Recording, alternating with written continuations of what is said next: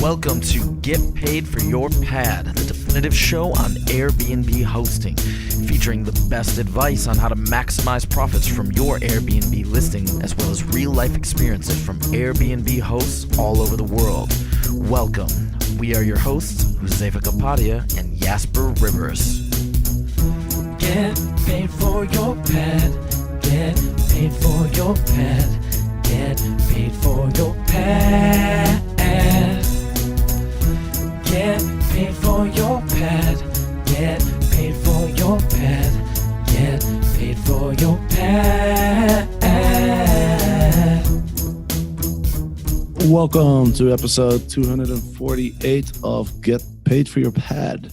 Today I have a guest on the show who's already been on the show before, actually, in episode number 193, How to Become an Airbnb Entrepreneur. I'm talking to Sid Kosatsky. Sid, welcome to the show. Thanks, Jasper. It's really great to be back, man. How's it going, dude? How's Halifax?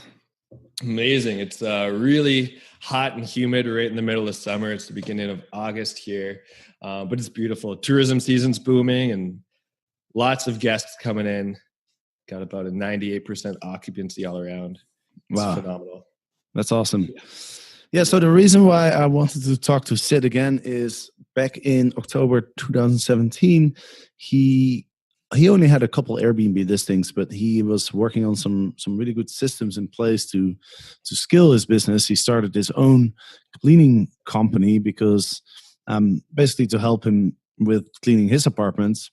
And he's seen some pretty amazing growth. He's managing over 25 units now. So that's quite an increase from just about 8 months ago, and he's done a lot of cool things. So I'm really excited to have him back. Sid, do you wanna quickly just explain how you got started as an Airbnb entrepreneur? Woo, yeah, great intro. If anyone remembers episode 193, I think I explained it a bit. It was accidental entrepreneurship, to be honest. I just had my one house on Airbnb. I was listening to your podcast a lot back then, and I was listening to all kinds of entrepreneurial podcasts. Really had this big goal of becoming an entrepreneur, hiring a VA, going on podcasts. It's kind of just what everyone seemed to be doing in this magical world of podcasts. So I took a lot of what I learned from entrepreneurial podcasts and I built systems to create an Airbnb management company because I was already doing it. I was learning so much about it. I was getting good with just my one Airbnb listing that I'd had for a few months. And it was recommended to me that I manage other people's Airbnbs. So made HostOften.com really as a practice business, just so I could learn a bit about business. I'm a high school grad and I've never actually worked for a company. I've been in the military the last 10 years. So this practice business was supposed to just kind of give me a feel for entrepreneurship, but man, it really worked. I took a lot of really crazy, risky moves, and I have not crunched any numbers, but it's paid off for sure. And I'd say I owe 90% of it to other people's imaginations. So I'm not afraid to reach out, have relationships with my competitors, mostly globally, because really being in different markets, other Airbnb management companies are no threat to me. So just sharing knowledge with competitors, networking, and then hiring like crazy. So I always hire way ahead of my needs and have a pretty big team that does a lot of the work. Yeah, you told me you've set up a team of a bunch of virtual assistants to help you manage your business. And I think when I look at your story, one thing that really stands out is how you've created such efficient systems to manage all these listings. And so we're going to talk all about that. But first, one question that comes to mind is, so how do you get started? How do you go from just your own unit to several units? Because once you have a good reputation and you're managing a lot of units, you can take advantage of this word of mouth advertising. But how do you get those first couple clients? You know what? Here, it was really just letting people know that I exist. Even today, telling people that I have an Airbnb management company or vacation rental or short-term rental management company, whatever you want to call it, people just have no idea that a service like that exists. And it's pretty exciting because I'd say nowadays, pretty much everyone knows about Airbnb. I still hire some cleaners for my cleaning company. And for whatever reason, they've never heard of it. I have to explain what Airbnb is. But for the most part, any property owner has heard of Airbnb. They know what it is, but they don't know that an Airbnb management company exists. So people thinking about renting their home part-time or turning their investment property into a vacation rental think that they got to do everything on their own. They got to go out there. They got to find the cleaners. They got to figure out all that systems. They got to respond and do really every piece of it. And it's essentially creating a business, just having one Airbnb. So from the get-go, I just had to tell people, I can do it for you. And that is pretty much enough. Being really confident in the service, of course, because at the beginning, it was just me doing absolutely everything. So I knew I could handle it. And then having to build the teams to handle more properties as I go. But yeah, I've always been really confident that we can provide an amazing service, just through the experience that we've had. So you've never done any sort of marketing to get more clients? Because your story kind of reminds me of Eric Miller, who was on episode 175, and he would do lots of outreach. He'd go on Craigslist.com and he find landlords that are looking to rent their places, and then he would contact them and just do a lot of sort of work to acquire new clients. And it sounds like for you, it's not being that hard. It sounds like the people just kind of came to you. Yeah, Eric Muller is a networking genie. He's amazing. He's a very skilled real estate investing entrepreneur. And he's just open to talk to anybody. I definitely take a lot from him. I've reached out to him a few times. We have really good conversations and have talked about actually doing different deals together. He has a really great company. I actually heard him on your show originally, and kind of inspired me to come on soon after. Some things he's doing, he's created a really great Facebook group and a whole network and an Airbnb summit. So I've done a little bit of mini versions of that in my local city. I created Airbnb Host Nova Scotia. So that's for the province. And I actually reached out to all kinds of people on Airbnb and let them know that this community exists. And it's just like a no advertising forum for people to be able to share knowledge. And that's worked out really well.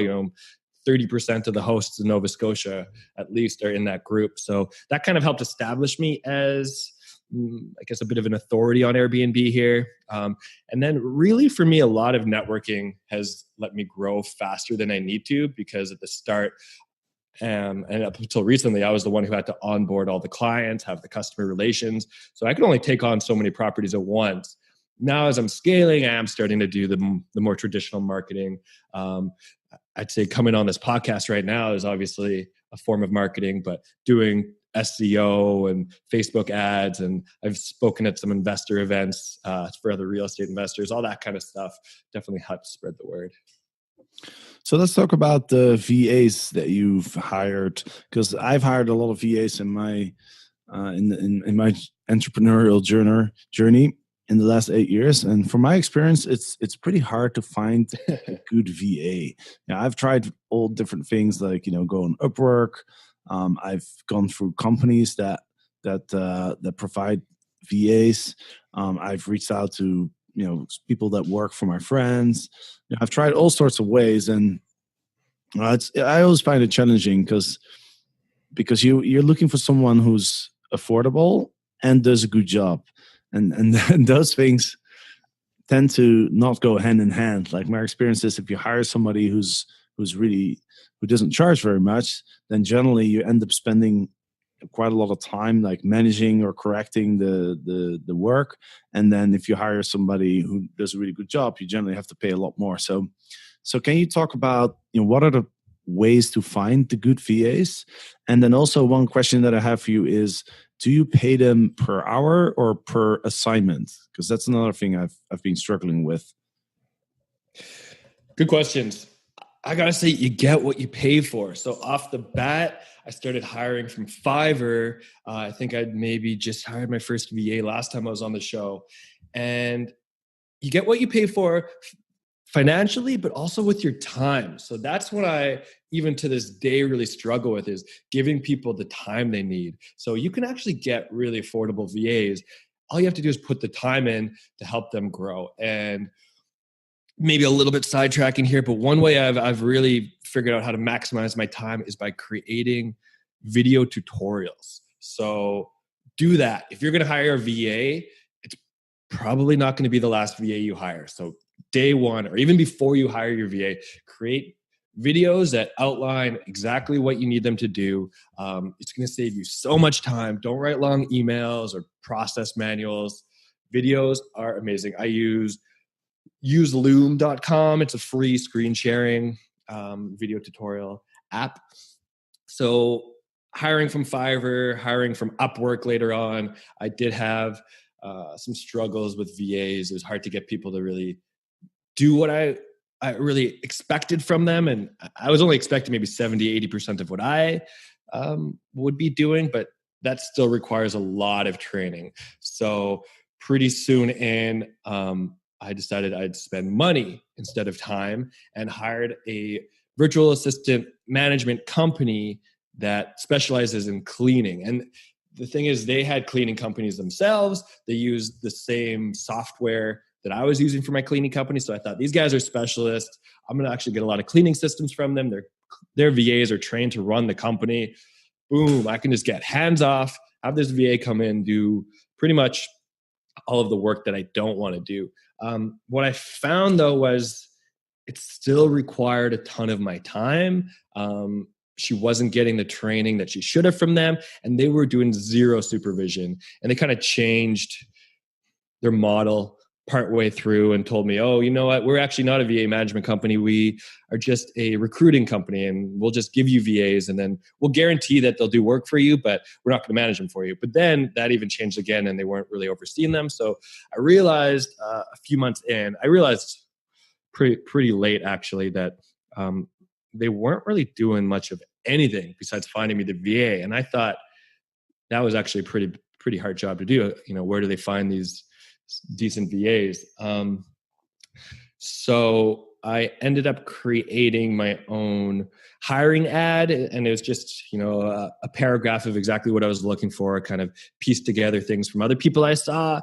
And what really made it unique for me was that I asked 8 key questions that were not your traditional questions you'd use to hire a VA. Things like, you know, what makes you unique? What makes you want to get out of bed in the morning? Where do you see your career in 2 years? What's your ideal outcome, regardless of working for me? And trying to get people not to talk about, you know, what they're going to do for my company, but who they are as people, and, you know, trying to find someone that actually, you know, that I'd want to drink a beer with. And then just said at the bottom of the ad, make sure you read this thoroughly. Attention to detail is required. And I posted that. I'm going to give away a pretty massive secret here for anyone struggling to hire. I posted it in Facebook groups. I just looked up virtual assistant Facebook groups. At the time, I was pretty sold on the work ethic and the morals from people I've met from the Philippines. Really, really love the Filipinos I work with. So I posted in some Filipino virtual assistant groups, and maybe 1 out of every 5 people would actually read through the ad and respond to the questions. So I just ignored everyone that would comment on Facebook or send me a private messenger. I'd only respond to people who would email me and have really good answers to the questions that showed that they cared. They weren't just applying to every single job. They wanted to work with me. And surprisingly, from that, I ended up hiring my operations manager, which is, I mean, it's a long story to get me to this point, but I was just hiring someone to do some of the communications for Airbnb for me. And now she is managing a team of 7 VAs underneath her and creating all the processes. And really, she does it all. She's really brilliant. Yeah, it just all kind of came from that one Facebook ad. Wow, that's awesome. That's really good information. Like, I've got my assistants mainly through friends now, but I think that's a really smart idea to ask those questions, and that way you can it immediately just kind of filters out the competent people versus the non-competent, I guess. Absolutely. You know what? I'll share all those questions. You can put them in the show notes if anyone wants to use my process, because I know it works. I'd be really happy if everyone was able to find great employees the same way I was. Yeah, thanks. That's great. I'll definitely post those in the show notes that you can always find at getpaidforyourpad.com/podcasts, and you'll find all the episodes there. Almost 250 now. One question I have for you is, what software are you using for your cleaning company? It's Launch 27. I don't know if I was using it when I first started. It's pretty smooth software where it just gives me an online booking platform. What's really great about it is my market's pretty dated. So the biggest cleaning companies here have been around 30 years and they're doing things the same way. You call, they send someone over for an estimate.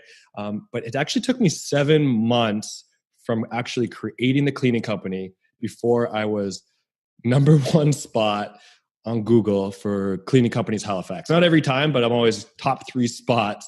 And that was actually just hiring a VA through Upwork to do backlinking, and then another VA to do some blogging, and got me to the top of Google. So when people obviously click the first link on Google, when they see that there's an online booking form and they don't have to talk to anybody, they just book their cleaning right away. And yeah, so Launch 27 is what I use for that. And it's really streamlined things. Sweet. So let's talk about tips and advice that you have for people who are looking to get into the business. Last time we spoke, you shared some really good advice, but now obviously, going from just a few listings to all the way up to 25, I'm sure you've learned a lot of valuable lessons in the last 6 to 8 months or so. So I would love to hear that advice. So imagine you're talking to somebody who has one listing and who's saying, okay, I want to be an Airbnb entrepreneur like you. I want to manage other people's listing. Like, how do I start? What should I do?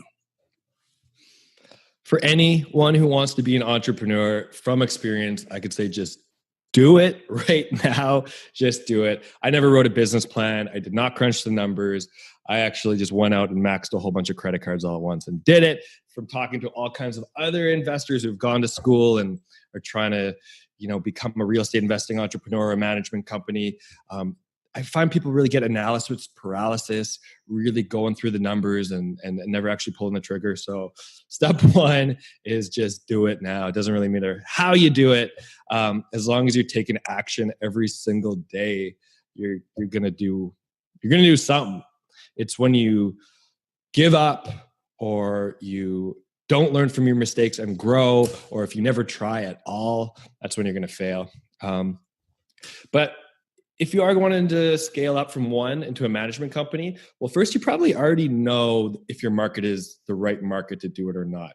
For me, 8 months ago, there was only one other management company visible on Google. They're really great. They're phenomenal. I think they've probably gotten a lot better since I came around, because now they have a competitor and they actually make me a lot better. It's good having some competition. But make sure your market has a need for it. If you're in a big city that has 100 management companies, think about, are you going to offer a better service than everyone else that it's really needed?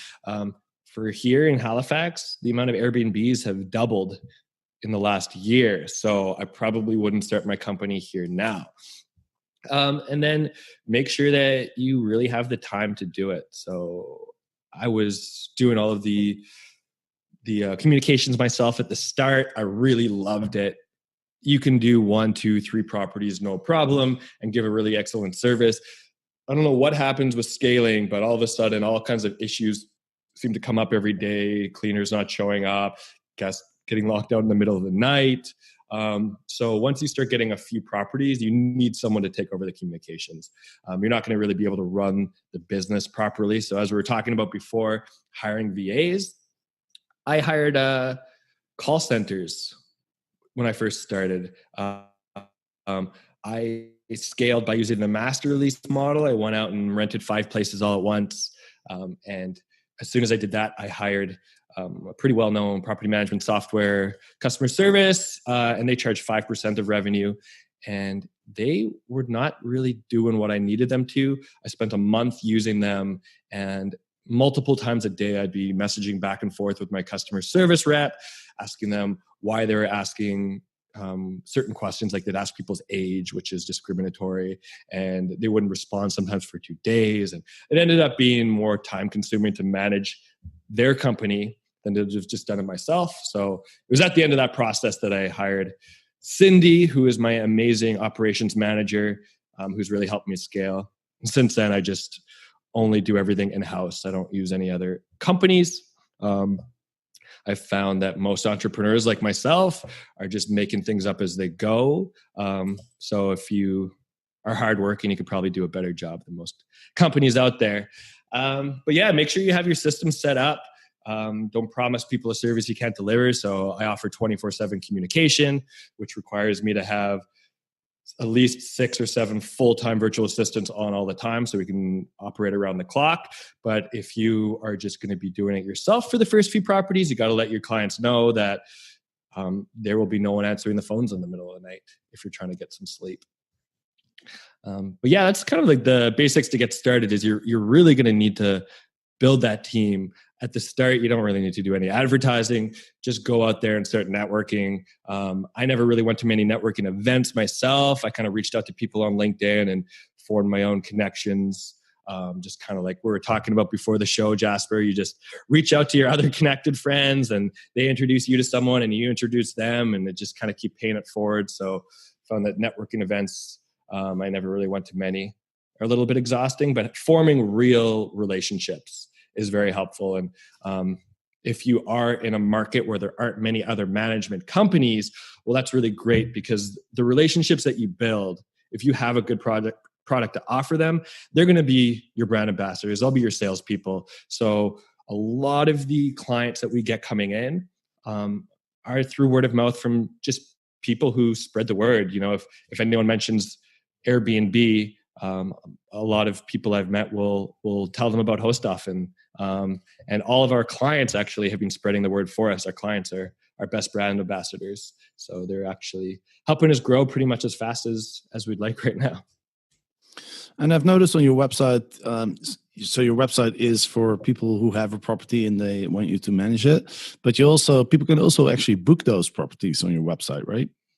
Yeah, that's definitely true. So I started the website just for proof of concept. Going back to what we were talking about, I was just getting enough clients as I needed by talking to people. You know, I could probably only take one a month, I felt, at the start, until I started taking 5 at once. But the website was just to prove that we existed. So I'd meet someone, I tell them about HostOften, they go to hostoften.com, which is a website that I had a VA create for $150, I think.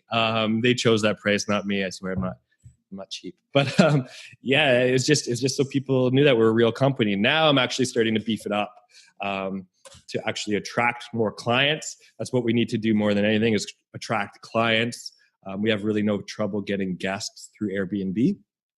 But as we expand our service globally, which is what we're working on now, we want guests to be able to book HostOften property just through our website. So we have a system in place to do that. And what we found is just through Airbnb alone, a lot of our guests, business travelers especially, stay at our properties frequently. We have some of our best guests that stayed at over 10 of our different properties.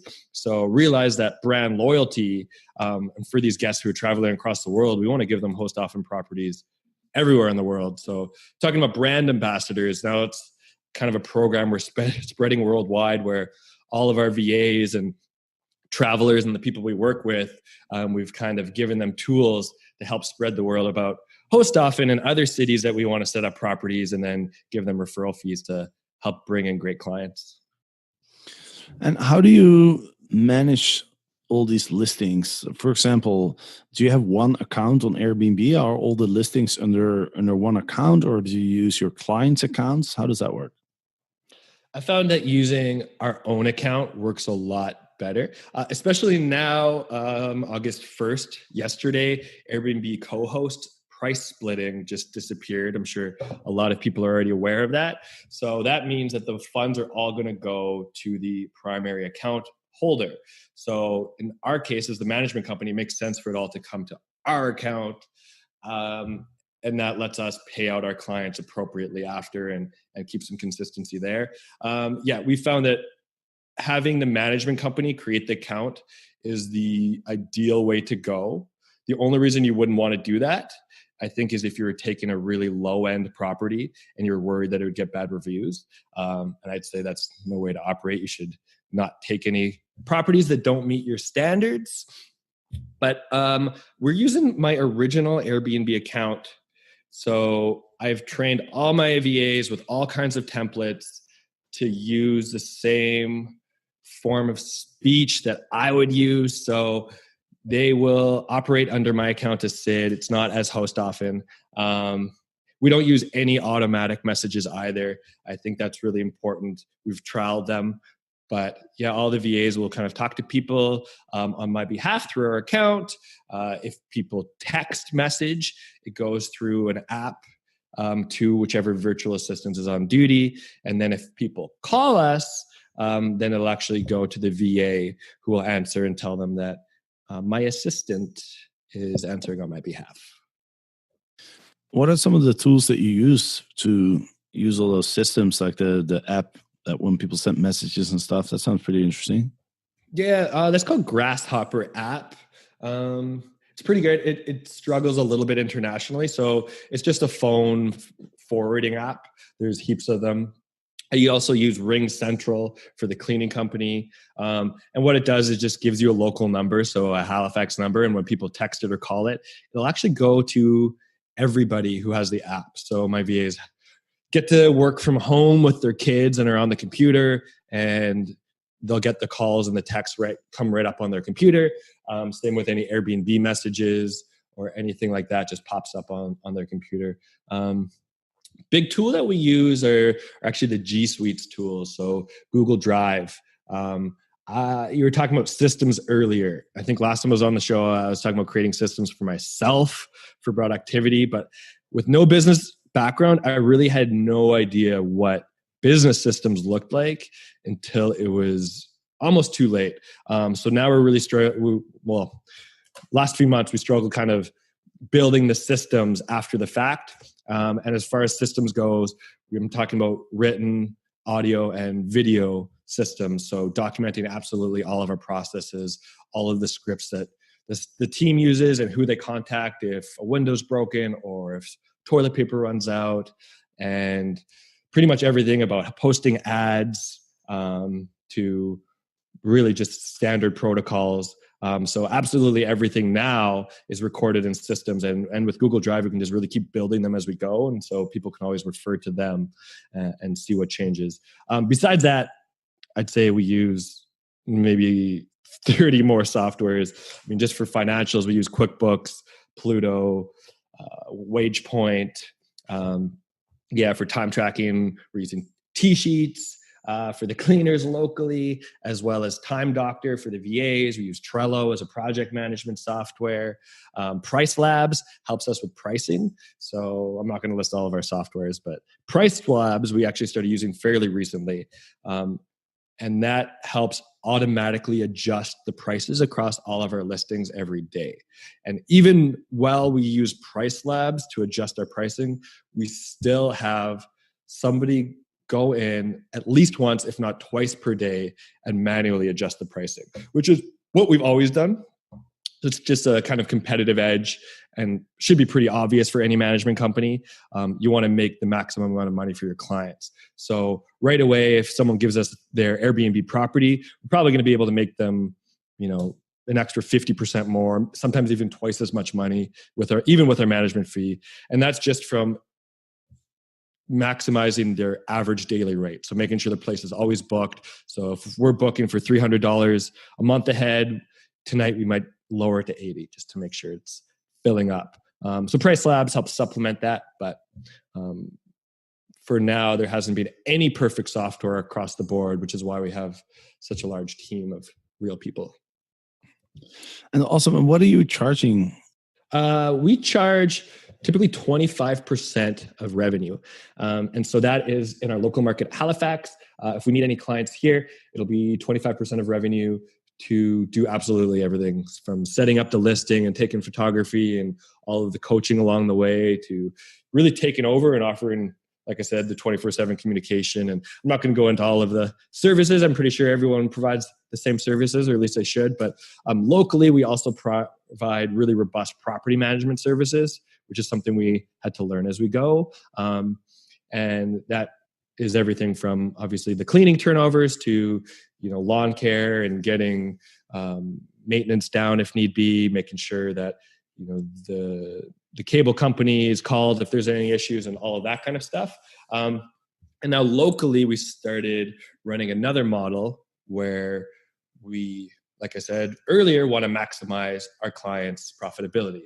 So with Halifax being a somewhat seasonal market, Airbnb doesn't make that much money through the winter. So we've created this versatile property management hybrid here where we will transition from short-term rentals to executive rentals, which is kind of business travelers coming for 1 to 6 months, and then long-term rentals. So we just switch the rental model as needed to make sure that we're getting in the most money possible. So if Airbnb is only going to bring in $2,000 a month in the winter, well, if we can get a long-term tenant in there for $2,500 or an executive client for $3,500, then we have that ability now just through using Craigslist and Kijiji and advertising on our website.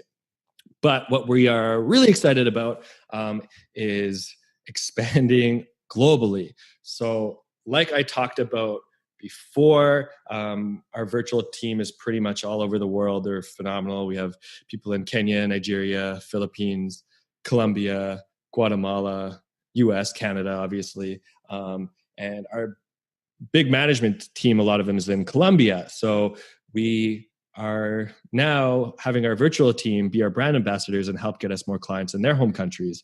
So, besides those countries, we're also expanding elsewhere in Canada and the US, of course, but really excited about the international expansion to places like Spain and Mexico. And so for that, we had to develop somewhat different pricing model because we're offering somewhat different services. Now, we're offering the same virtual management services we would anywhere, but we're offering a 15% rate, 15% commission of revenue. And the reason being, we don't have our massive on-the-ground team there. So in Halifax, we have 25 cleaners, a few property managers, and 4 people on the management team. So because of that, we are confident that we can provide absolute full-service property management here. So that service is added in. Other countries that we operate in, we can still provide the same virtual service where we're going to coordinate with the cleaners. We'll call the cable company. We'll get the handyman out. But we don't have our own property management companies in all of those countries. So we're having to use third-party management companies, and then we liaise with them. So that's why we kind of have a slightly different pricing model virtually. Awesome, dude. Yeah, it's a blast. Have you been to any of these countries, by the way? I've been to. I don't even know if I've been to any of the ones I've listed. I have not actually been to the countries that my staff works for the most part. Colombia's on the list. I'm also going to be flying Cindy down from Colombia to Halifax. The plan was to use Airbnb, set up properties in all these places, and then travel around. And sounds familiar. Place. Yeah, but I think you picked probably an ideal model, Jasper, where you're just managing your own properties. There's quite a different workload having to manage for other clients. So for me, my time is best used kind of plugging away in the office and managing the teams and making sure the systems are all working, which so far has prevented me a little bit from traveling. So I have to trust my team in all the other countries to really act on my behalf and hopefully do as good or better than I would do. But I'm looking forward to a vacation. Actually, I am taking my first really big vacation since starting the business. Tomorrow, I'm taking off for 2 weeks. I'm getting married. So I'm really going to be trialing my systems because I owe it to my amazing bride, Emma, to shut off my phone completely for 2 weeks. And let's see what the team can do while I'm gone. Well, congratulations. Where are you going for your honeymoon? Thanks, Jasper. The honeymoon is going to get postponed. Emma actually is interning right now at the Calgary Zoo. She's on a year-long program where she's a veterinarian, and she's specializing now in exotic animals. So because of that, she will not be able to take time off. All her time off for the wedding. So we'll spend some time in Calgary in the mountains, go skiing. But the honeymoon is getting saved for 2019 at least. Probably go to South America, stay in some of our properties. So maybe for your honeymoon, you can go to all those countries where your VAs work. Yeah, I hope so. I mean, that's what I really want to do, but I don't think Emma's as excited, because then technically it would be a business trip, which is not appropriate for a honeymoon, probably. All right, I understand. All right, Sid. Well, it was great to have you back on the show, and congratulations with your success. It sounds like you've really done an amazing job. And thanks for sharing all the advice. Is there any final words that you want to share with the audience? Yeah, I want to sing out the intro. I want to sing the jingle. Are we playing the jingle? I love your jingle, man. I want to sing it. All right, well, go ahead, sing it. Wait, are you going to play it? Do I get to sing along? I don't know how to play the jingle while recording a podcast. I'm not very good with Pay for your pad. Get paid for your pad. Get paid for your pad. Wow. I think that was. If your management company ever goes down, you'll always be a famous singer. Thanks. Yeah, that's how I'm going to promote the company. Actually, is through jingles. We're coming out with our own hip hop album for the company called Airbnb Beats. So wow! Next year. That sounds super fun. All right, well, let me know when that's out. And thanks again for sharing your advice. And to all the listeners, thanks for listening. There'll be a podcast every Wednesday and every Monday at 10:30 a.m. PST. You can watch a live thing on YouTube and Facebook. And then also every Friday, there's a video on the YouTube channel. So make sure to check those out, and make sure to subscribe to my email list as well at getpaidforyourpet.com. You can subscribe, and then you get all the updates about new content and all sorts of other goodies. So make sure to subscribe, and thank you for listening, and until next time. Goodbye. Get paid for your pet. Get paid for your pet. Get paid for your pet. Get paid for your pet. Get paid for your pet. Get paid for your pet.